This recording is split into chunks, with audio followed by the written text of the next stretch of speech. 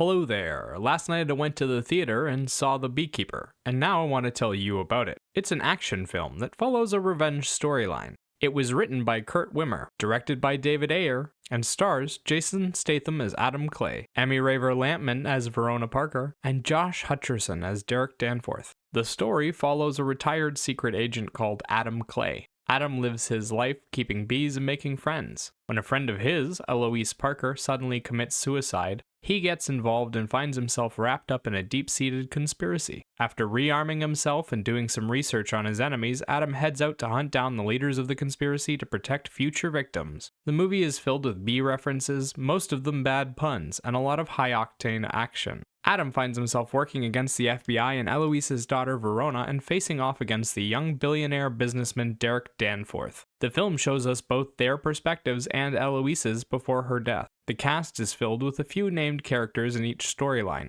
There are a few amongst the FBI, the henchmen that Danforth hires, and the intelligence community that tries to protect him. For the main characters, you have Adam Clay, Verona Parker, and Derek Danforth. Adam Clay is a silent action hero type. He tries his best to protect the innocent and punish criminals. He's good at fighting, driving, and sneaking into highly protected areas. He takes care of beehives in his spare time and makes jars of honey for all of the people he likes. Verona Parker is the daughter of Eloise Parker. She works as an FBI agent, and after her mother's death, she works tirelessly to find the people responsible. She's a bit of a slob and a stickler for the rules, but in the end, she's a good person at heart. Derek Danforth is every rich, entitled, spoiled prick you've ever met. He's got the money, he thinks he's got the looks, and he talks to everyone like he owns them. He's also into yoga and incense. Visually, the film starts on a farm and sees Adam Clay visit a series of office buildings before taking on a big confrontation at a mansion estate. Along the way, he kicks the ass of every security guard, police officer, and Secret Service agent he can find.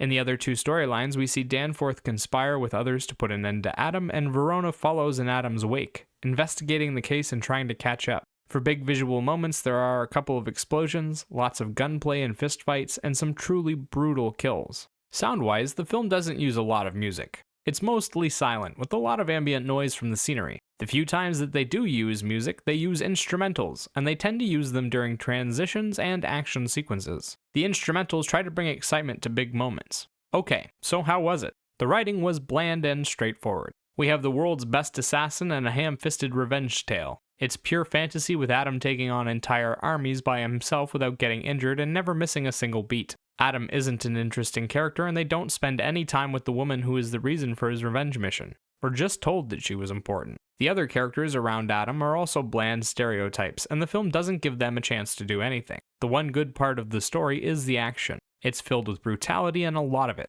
It also comes often. Every 20 minutes or so there is another fight. The cast does what they can with their roles, but they're extremely limited by the story and dialogue. Many of them struggled to make the bee puns interesting or even palatable, but did well with the emotions. There are good performances from Jeremy Irons, Minnie Driver, Emmy Raver Lampman, and Bobby Nadiri, but they're never given the chance to stand out. Statham plays the same character he has for the last 20 years, gruff and good at fighting. Sometimes he croaks out a one-liner. Visually, the film is clear and concise. The locations they use are simple, but they use the environments well to create some fantastic-looking fights. The fights come often, are brutal, and are fast-paced. The big standout moments are fairly standard for this type of film, but there are a few kills in here that are just spectacular. One of my favorites was the guy getting cut in half as an elevator fell. Sound-wise, the film was quite disappointing. Usually, there's music behind big action moments, but this film had a lot of silence going on. You could hear the actors' breathing getting heavy and the sounds of their bodies slapping together, and the scenes just sounded a little empty. This should have been an epic moment backed by something fast and heavy, but instead we're just kind of wallowing in it.